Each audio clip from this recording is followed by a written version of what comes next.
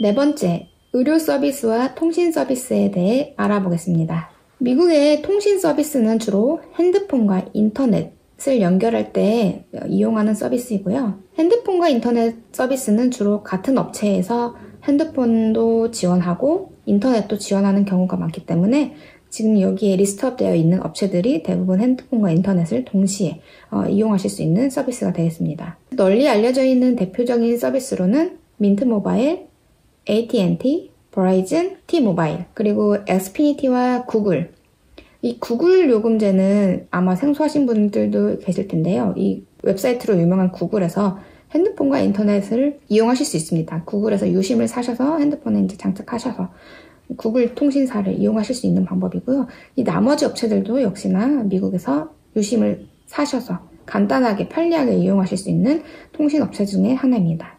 만약에 한국에서 사용하던 핸드폰을 미국에 갖고 와서 계속 사용하고 싶으신 경우에는 반드시 언락, 그러니까 공기계여야 됩니다. 그러니까 뭐 SK텔레콤 아니면은 뭐 U+ 이런 곳과 몇 년 약정이 걸려 있는 핸드폰의 경우 그 유심을 제거하고 다른 유심을 장착했을 경우에 뭐 위약금이나 이런 것들이 청구될 수 있기 때문에 언락폰을 갖고 오셔야 되고, 한국에서 쓰시던 핸드폰이 이런 언락폰이라면은 미국에서 갖고 와서 사용하시는데 전혀 문제가 없으니까 이제 갖고 오시면 되겠습니다. 언락폰을 갖고 오실 때 하나 팁을 말씀드리면, 만약에 한국에 내가 다시 돌아갈 계획이다, 아니면은 한국에 그런 은행이나 온라인 뱅킹이나 아니면 공동인증서 뭐 이런 것들을 핸드폰에 저장된 채로 갖고 오고 싶은 경우에는 한국 유심을 유지를 하셔야 되잖아요. 그럴 경우에는 한국 최신 핸드폰인 경우 eSIM을 발급을 받으실 수 있습니다. 그래서 내 기존 핸드폰에 한국 통신사 eSIM을 발급해 오고 미국에 오셔서 유심을 장착하시는 경우에는 미국 심과 한국 유심을 모두 다 이용하실 수 있고요. 만약에 그렇지 않은 경우라면은 eSIM이 발급이 어려우신 경우라면은 한국에서 저렴한 공기에다가 한국 유심을 장착해서 갖고 오시고, 또 미국에서 이제 또 저렴한 기계나 아니면은 뭐 좋은 기계를 사셔서 미국 유심을 구매하셔서 핸드폰 두 가지를 유지를 하셔도 되고, 혹은 한 가지 핸드폰에 미국 유심과 한국 유심을 번갈아 가면서 장착하여서 유지를 하실 수 있는 방법도 있습니다. 다음은 의료 서비스입니다. 미국의 보험 종류로는 메디컬, 덴탈, 비전이 있습니다. 한국은 어느 한 보험사에 가입을 하면은 암보험, 생명보험 이렇게 비교적 종류가 적은 편이지만, 이 미국 보험은 각 진료 항목에 대한 보험을 모두 따로따로 가입을 하셔야 됩니다. 보험 금액은 각 회사에서 지원을 해주는 보험사나 이런 보험 상품에 따라 너무 차이가 크기 때문에 제가 설명드리기는 어려울 것 같고요. 주로 메디컬은 우리가 흔히 알고 있는 의료보험, 그리고 덴탈은 치과, 비전은 안과. 이 세 가지는 일반적으로 가입을 하시는 보험이라고 말씀드릴 수 있습니다. 미국에서는 가장 먼저 하셔야 되는 것이 프라이머리 닥터를 설정하는 일입니다. 프라이머리 닥터란 일반적인 내과, 가정의학과 등 나라는 환자를 한 명의 의사의 환자로 등록해 놓고 정기검진이나 이런 애뉴얼 책을 그 이제 닥터와 항상 이제 매년 하게 됩니다. 그러면 이제 그 닥터는 저라는 환자에 대해서 데이터베이스를 갖고 있게 되겠죠. 그래서 반드시 프라이머리 닥터를 설정을 해야 되고, 만약에 내가 좀 위급하게 아니면은 중증 증상이 나타나거나 큰 병원으로 좀 이동을 해야 할 경우에는 반드시 이 프라이머리 진료를 통해서 레퍼런스를 받아가지고 2차 병원으로 이동을 해야 합니다. 이 프라이머리 닥터를 설정하기 위해서는 우리가 갖고 있는 메디컬, 덴탈, 비전 보험이 어느 회사이냐에 따라서 그거 설정할 수 있는 병원이 정해져 있는데요. 이것은 이제 내가 구매하고 있는, 가입되어 있는 보험사의 웹사이트에 가보시면 인네트워크라고 해서 자기 보험사와 연결된 병원들이 있게 됩니다. 그 보험사를 수용할 수 있는 병원에 내가 환자로 등록할 수 있게 되는데요. 이 병원이 인네트워크인지 아닌지 만약에 좀 웹사이트를 통해서 찾는 것이 어려우시면 원하는 병원에 전화를 해보시고, 내가 이런 보험을 갖고 있는데 이 보험이 너네 병원에 인네트워크인이 여쭤보시면은 확인하실 수 있습니다. 병원에 새 환자로 등록하는 일은 한국과 조금 매우 다른데요. 한국에서는 어디 감기가 걸리거나 이럴 때 가까운 병원의 내과에 당일 방문하여서 새로운 환자 등록이 가능한 반면에 미국의 경우에는 반드시 환자 등록을 미리 하시고 다음 방문 예정일을 예약하신 후에 진료를 보실 수 있습니다. 그렇기 때문에 내가 아프지 않아도 일단 미국에 입국을 하시면 반드시 보험에 가입을 먼저 하시고 뉴 페이션트 등록을, 즉 프라이머리 닥터를 미리 설정하시는 것이 매우 좋습니다. 근데 간혹 환자가 많은 병원인 경우에는 새로운 페이션트를 받지 않는 경우도 굉장히 많이 있습니다. 그러므로 내가 거리상이나 아니면 진료 항목에 따라 관심이 있는 병원을 여러 곳을 탐색을 해보시고 그 병원에다 각각 전화를 해서 뉴 페이션트를 받는지 아니면은 등록이 어려운지 좀 확인을 하신 후에 이제 새로운 환자로 등록이 가능하다는 것을 이제 알고 계시면 좋을 것 같습니다. 그리고 이런 프라이머리 닥터를 설정하실 때는 집에서 거리가 가까운 곳 또는 회사에서 거리가 가까운 곳과 같이 이렇게 방문이 편리한 곳으로 이제 설정을 하시는 것이 유리하고요. 그리고 환자를 등록할 때 이제 병원에서 요청하는 정보로는 보험 정보와 이제 개인 정보인데요. 이 보험 정보에는 우리가 보험 상품에 가입을 하면은 이제 우편으로나 아니면 온라인으로 보험 카드가 발급되게 됩니다.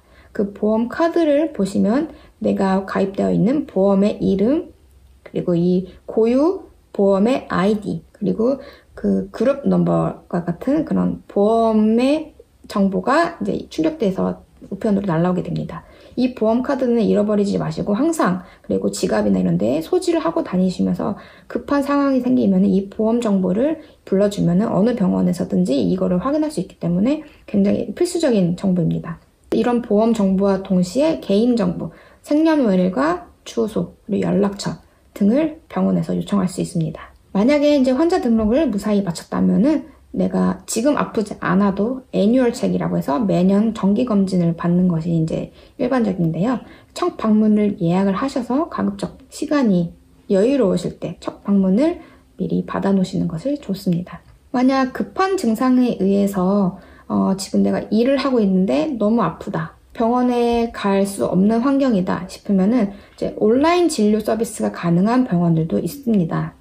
이제 이런 온라인 진료 병원은 이제 보험 웹사이트에 방문을 하시면 온라인으로 가능한 병원에 그런 연결이 가능하고요. 이 온라인 진료 서비스를 통해서 약도 처방받을 수 있으니까 이 온라인 진료 서비스를 이용해 보시기를 추천합니다. 그리고 이 의료 서비스를 이용할 때는 굉장히 의학 전문 용어가 많이 필요하기 때문에 영어가 힘드신 분들은 진료를 받기 어려운 상황이 될 수도 있는데요.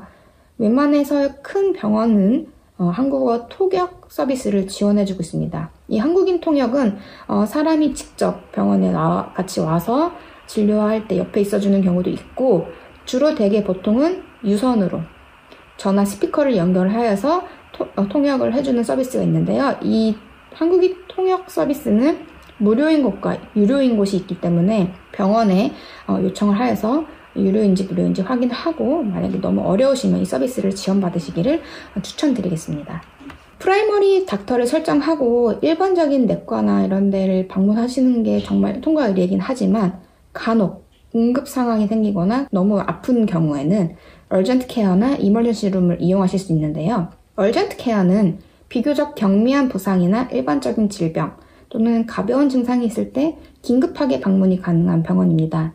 이거는 응급실과는 다른 별개의 병원이고요. 이 얼전트 케어에서는 응급실에 비해 대기 시간이 짧으면서 비용도 저렴한 편입니다. 이 얼전트 케어에서는 이제 소변 검사나 피 검사, 이런 간단한 검사도 모두 다 진료가 가능하기 때문에 웬만해서는 얼전트 케어로도 충분히 커버가 되실 것이라 생각되고요. 이머전시 룸은 우리가 흔히 알고 있는 응급실입니다. 그렇기 때문에 생명을 위협하거나 심각한 부상 또는 질병이 있을 때 그 중증 치료를 위해서 방문하는 곳입니다. 미국의 응급실 비용은 아주 비싸기로 사실 널리 알려져 있고요. 상황에 따라서 대기 시간이 긴 경우도 있습니다. 하지만 전문의가 상주해 있고 다양한 의료 장비가 마련되어 있기 때문에 신속하게, 그리고 중증 생명의 그런 사활을 다투는 그런 경우에는 치료가 가능한 곳입니다. 우리가 이멀전시 룸을 이동할 때 내가 의식이 없는 경우, 아니면 상대방의 의식이 없는 경우, 뭐 내가 자차로 이동할 수 없는 경우 앰뷸런스를 불러야 되는데요. 앰뷸런스를 부를 때는 911으로 전화를 연결하시고 자동적으로 발신 장소에서 가장 가까운 관할로 신고가 접수됩니다. 이 미국의 911은 전화를 했을 때 응급실, 구급차, 소방차, 경찰차 모든 기관들이 동시에 이 신고를 접수받게 되며 그 전화 받는 상담사가 신고 내용에 맞게 필요한 시설로 연결을 시켜주게 됩니다. 그래서 만약에 아픈 증상으로 인해서 전화를 하게 되면 구급차와 소방차가 함께 일단 출발을 하게 됩니다. 미국의 구급차는 사설 서비스로 운영이 되고요. 지역마다 다양한 업체들이 있습니다. 이 구급차는 응급실만큼이나 비용이 굉장히 세기로 유명하고요. 이 각 구급차들은 이동 거리에 일괄하여 계산되면서 요금이 부과가 됩니다. 그리고 추가적으로 심폐소생술이나 아니면 뭐 붕대, 아니면 뭐 지혈 등 다양한 처치 항목에 따라서 요금이 추가적으로 청구가 됩니다.